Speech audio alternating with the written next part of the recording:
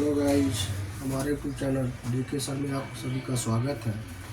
आज का हमारा टॉपिक है कक्षा 10 के रसायन विज्ञान में केमिस्ट्री में कार्बन एवं उसमें उसके यौगिक। तो कार्बन एवं उसके यौगिक में IUPAC नामकरण क्या पढ़ना है? IUPAC नामकरण। तो IUPAC नामकरण करने से पहले आपको ये देखना जरूरी है कि केमिस्ट्री में जैसे आप हिंदी मैथ में 1 2 3 काउंटिंग पढ़ते हैं, वैसे केमिस्ट्री में भी आपको 10 तक गिनती पढ़ना पड़ेगा। क्या 10 तक गिनती पढ़ना है? जैसे अगर कार्बन की संख्या 1 हो, क्या हो? कार्बन की संख्या 1 हो तो उसमें पूर्व लग्न में क्या जोड़ा जाता है? मेथ जोड़ा जाता है। क्या जोड़ा जाता है? मेथ।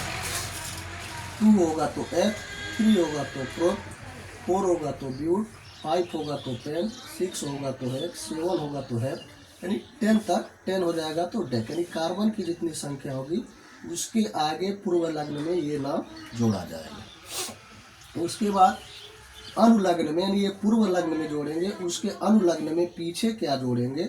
एकल बंध, यानी कार्बन कार्बन के बीच में एकल बंध का अगर निर्माण होता है तो एन जोड़ते हैं, द्विबंध अगर बनता है तो इन जोड़ते हैं, त्रिबंध बनता है तो आइन जोड़ते हैं।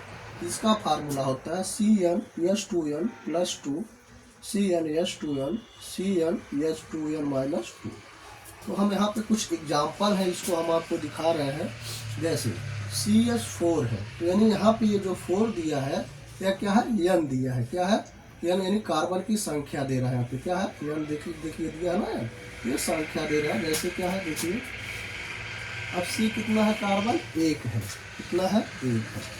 और हाइड्रोजन कितना है? 4। तो इसको हम स्ट्रक्चर यानी संरचना बनाने के लिए संरचना बनाएंगे पहले, फिर नामकरण करेंगे। तो हम देखते हैं कि कार्बन परमाणु में बाहरी कक्षा में कितने इलेक्ट्रॉन होते हैं। तो आपको देखना होता है कि कार्बन का जो इलेक्ट्रॉनिक विन्यास बनाते हैं वो क्या बनाते हैं? 2 और 4। मतलब क्या है कि हमको बाहरी कक्षा में 8 इलेक्ट्रॉन होने चाहिए, लेकिन कार्बन के बाहरी कक्षा में कितने हैं? खाली 4 है। तो ये क्या करेंगे? 4 इलेक्ट्रॉन इसको हम दे देते हैं। क्या करते हैं? 4 इलेक्ट्रॉन हम कार्बन का लिख देते हैं। हाइड्रोजन का कितना होना चाहिए? हाइड्रोजन का कितना होता है? 1 होता है। एक हाइड्रोजन का 1 हो गया, एक हाइड्रोजन का 1, एक हाइड्रोजन का 1, एक हाइड्रोजन का 1, एक हाइड्रोजन का 1। अब देखिए ये सब क्या होंगे? मिल जाएंगे और कार्बन के कितने इलेक्ट्रॉन हो जाएंगे बाहरी कक्षा में? 2 2 4 2 6 2 8। इस तरह से स्ट्रक्चर बनाया जाता है। तो ये बनेगा क्या? देख लीजिए थोड़ा C एकल बंध से जुड़ रहा है ना, एक ही इलेक्ट्रॉन का शेयरिंग हो रहा है तो एकल बंध। इस तरह से इसका आपका स्ट्रक्चर बन गया। ठीक। अब देखिए कार्बन की संख्या हम देखते हैं कितना है। तो कार्बन क्या है? 1। कितना है? 1 है। 1 के लिए क्या हम जोड़ते हैं? मेथ जोड़ते हैं। क्या जोड़ते हैं? मेथ। तो मेथ हो गया प्लस, अब यहाँ पे देखेंगे एकल बंध के लिए क्या जोड़ते हैं? एन जोड़ते हैं। यहाँ पे क्या जोड़ेंगे बच्चों? एन जोड़ेंगे। क्या जोड़ेंगे? एन। क्या जोड़ेंगे? एन। ये दोनों मिलकर क्या हो जाएगा बच्चों? मेथेन। क्या हो जाएगा? मेथेन।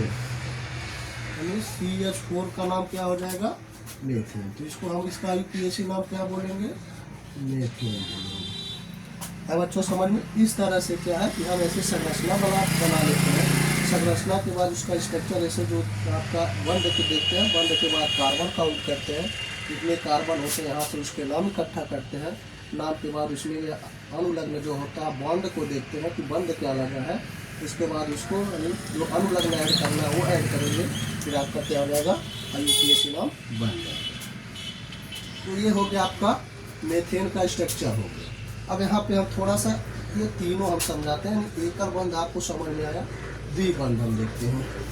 तो क्या होगा? द्विबंध कार्बन जो है आपका ये C3H8 लिखा है। क्या लिखा है? C3H8 लिखा है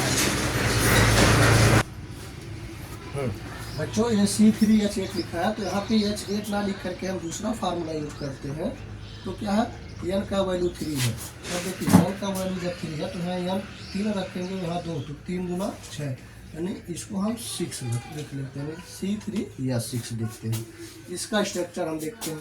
तो कार्बन कितना है, 3 है। क्या है, कार्बन 3 बन रहा है। कितना बन रहा है, 3 कार्बन बन रहा है। तो हमको पता है कि हर कार्बन के बाहरी कक्षा में कितने इलेक्ट्रॉन होते हैं, 4। तो हम इसको पहले 3 हाइड्रोजन दे देंगे। कितना हाइड्रोजन देंगे, 3। देखिए इसको हम 3 हाइड्रोजन दे दी। एक हाइड्रोजन के साथ ये जुड़ा रहेगा, एक ये जुड़ गया, ठीक है ना।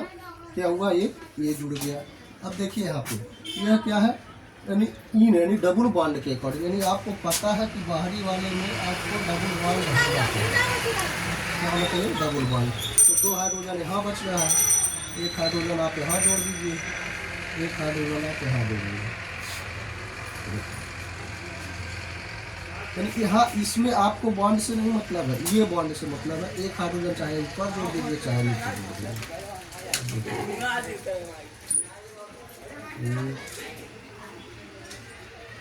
देखिए स्ट्रक्चर, यानी यह इस बॉन्ड से आपको नहीं मतलब है, हमको लास्ट वाला बॉन्ड, यानी चाहे जितना एकाल द्वितीय तृतीय कोई बॉन्ड लगा हो, लेकिन जो लास्ट में बंध लगा होता है, इसी बंद को हम देखते हैं।